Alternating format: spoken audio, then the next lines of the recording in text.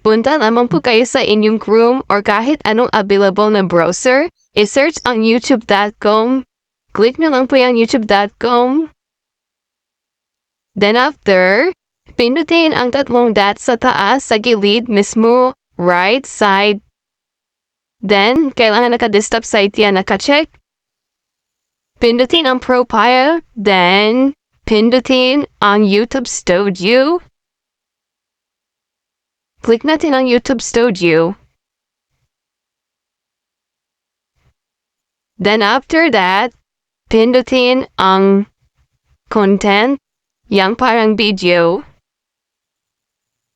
Then pipili lang kayo ng videos na kailangan yung i-delete forever.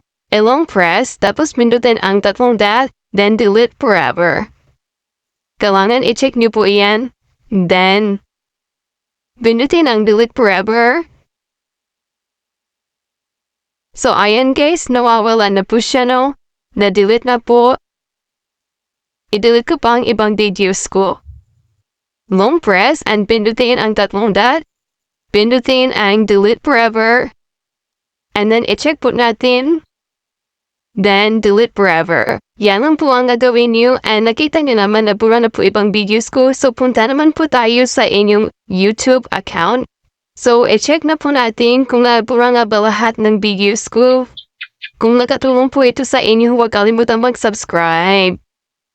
Ayan, as you see, nawala na po lahat ng videos ko. Thanks for watching, everyone.